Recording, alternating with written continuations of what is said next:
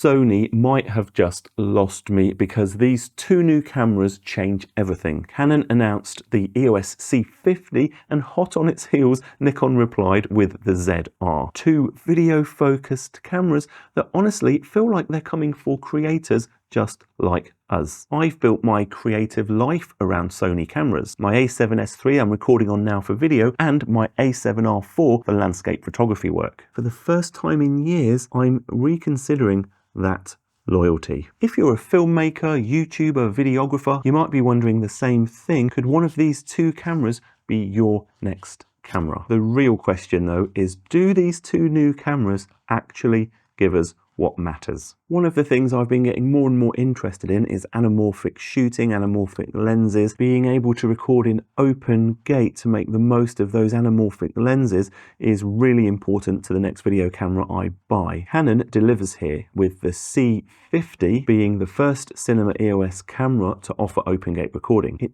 even has in-camera anamorphic de-squeeze. Nikon, on the other hand, the ZR does not offer open gate recording, and I think that's a real missed opportunity. But I'm hopeful that Nikon usually are really good with releasing firmware updates. Maybe we'll get those features in the future. So Canon give me anamorphic open gate with de-squeeze right now, while Nikon doesn't. But that's not the only feature that could be a deal breaker. Exposure monitoring is critical when you're shooting video. Don't want to have to guess whether my exposure is right and whether I've blown out any important highlights or whether my shadows are completely crushed. Canon's C50 give you everything you could possibly need here.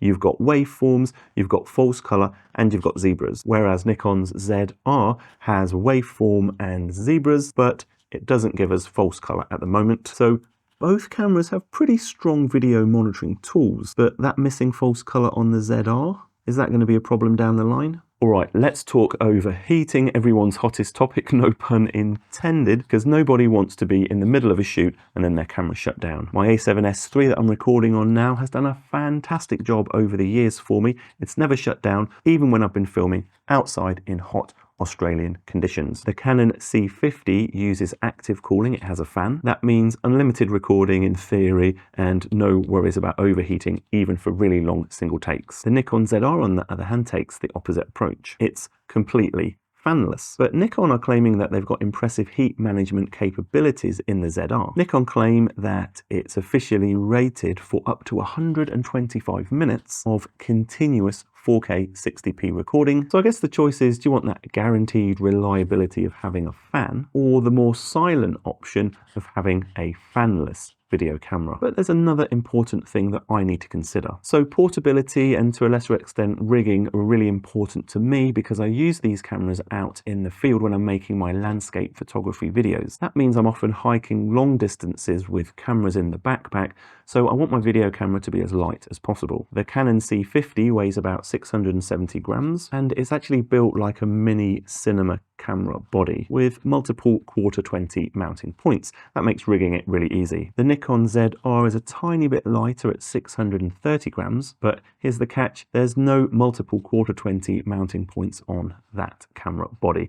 So if you want to fully rig it out, you're probably going to need a cage. So lighter is great, but portability isn't just about weight. Stabilization, or lack thereof, could be the real deal breaker. Here's a big thing, Canon's C50 has no inbuilt image stabilization, or IBIS. If you want the maximum stability from that camera, you're going to need a stabilized lens or maybe a gimbal. However, the Nikon ZR does have built-in IBIS. That's a huge advantage for run and gun shooting or handheld vlogging. The C50 does feature digital stabilization though. But even with these stabilization differences, this decision is not as simple as IBIS versus no IBIS, because of course we have to think about price. The Canon C50 comes in at about $3,900 US. The Nikon ZR, a lot less at only $2,199 US. That's nearly half the price. And that's really an insane value proposition for a camera featuring internal red, RAW, IBIS, and pro video monitoring features. But